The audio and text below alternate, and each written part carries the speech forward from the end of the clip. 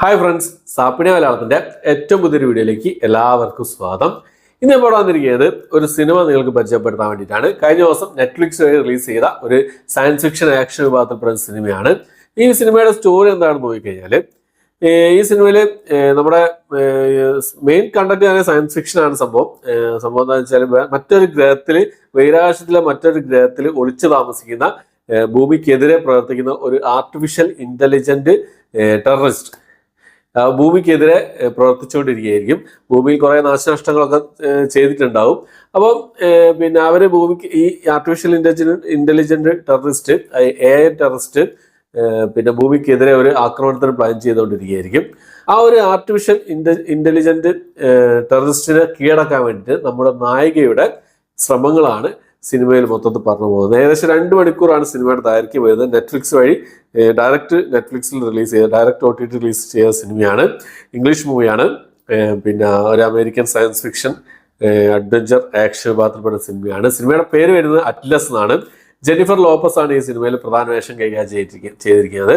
ഈ cinema release ചെയ്ത സമയത്ത് തന്നെ എന്നെ കാണാൻ പ്രേരിപ്പിച്ച ഒരു ഘടകം എന്ന് പറയുന്നത് ജെന്നിഫർ ലോപ്പസ് ആയിരുന്നു. ജെന്നിഫർ ലോപ്പസിന്റെ അധിക സിനിമകളും എടുത്ത് കാണാറുണ്ട്. എനിക്ക് ഇഷ്ടപ്പെട്ടൊരു നടിയാണ് ജെന്നിഫർ ലോപ്പസ്. അപ്പം ഒരു ഡീസന്റ് വാച്ച് മൂവിയാണ് ഈ ഒരു സിനിമ. വലിയൊരു വലിയൊരു ട്വിസ്റ്റോ കാര്യങ്ങളോ അങ്ങനത്തെ സംഭവങ്ങളൊന്നും സിനിമയിലില്ല. ട്വിസ്റ്റിന്റെ ചെറിയ ട്വിസ്റ്റ് ആൻഡ് ടേൺസ് ഒക്കെ ഉണ്ട്, പക്ഷെ വലിയൊരു സംഭവമായിട്ടുള്ള സംഭവങ്ങളൊന്നുമില്ല. ഒരു ഡീസന്റ് വാച്ചാണ്. VFXും കാര്യങ്ങളൊക്കെ നല്ല നീറ്റായിട്ട് തന്നെ ചെയ്തിട്ടുണ്ട്. പിന്നെ പ്രൊഡക്ഷൻ ക്വാളിറ്റി, VFX നീറ്റായി തന്നെ ആ പ്രൊഡക്ഷൻ ക്വാളിറ്റി നമുക്ക് മനസ്സിലാക്കാവുന്നതല്ലേ ഉള്ളൂ. അപ്പോൾ അത് നല്ല പ്രൊഡക്ഷൻ ക്വാളിറ്റി തന്നെ ചെയ്ത ഒരു സിനിമയാണ്. 2 മണിക്കൂറാണ് സിനിമയുടെ ദൈർഘ്യം വരുന്നത്. എന്തായാലും കണ്ടു നോക്കാവുന്ന ഒരു സിനിമയാണ്. എല്ലാതരം പ്രേക്ഷകരും കാണാൻ പറ്റുന്ന ഒരു സിനിമയാണ്. അഡൽ കണ്ടന്റും കാര്യങ്ങളും ഒന്നുമില്ല. സിനിമ ഡീസന്റ്, അതായത് അത്രയും ഡീസന്റ് ആയിട്ടുള്ള ഒരു മൂവിയാണ്. പിന്നെ ഈ അടുത്ത് 2049 ആ ഒരു കാലഘട്ടമാണ്. ഭാവിയിൽ നടക്കാൻ പോകുന്ന സംഭവങ്ങളാണ് സിനിമയിൽ പറയുന്നത്. ഇപ്പോൾ ടെററിസ്റ്റ് എന്ന് പറയുന്നത് മനുഷ്യന്മാർ തന്നെയാണ്. ഭാവിയിൽ ഈ ആർട്ടിഫിഷ്യൽ ഇന്റലിജന്റ് തന്നെ ടെററിസ്റ്റായി മാറിയതിനു ശേഷം ഉണ്ടാകുന്ന സംഭവങ്ങളും കാര്യങ്ങൾ എന്തൊക്കെയാണ്, അങ്ങനെ കുറച്ച് കാര്യങ്ങളൊക്കെയാണ് പറയുന്നത്. അപ്പോൾ എന്തായാലും കണ്ടു നോക്കാവുന്ന ഒരു സിനിമയാണ്. അറ്റ്ലസ് എന്നാണ് സിനിമയുടെ പേര് വരുന്നത്.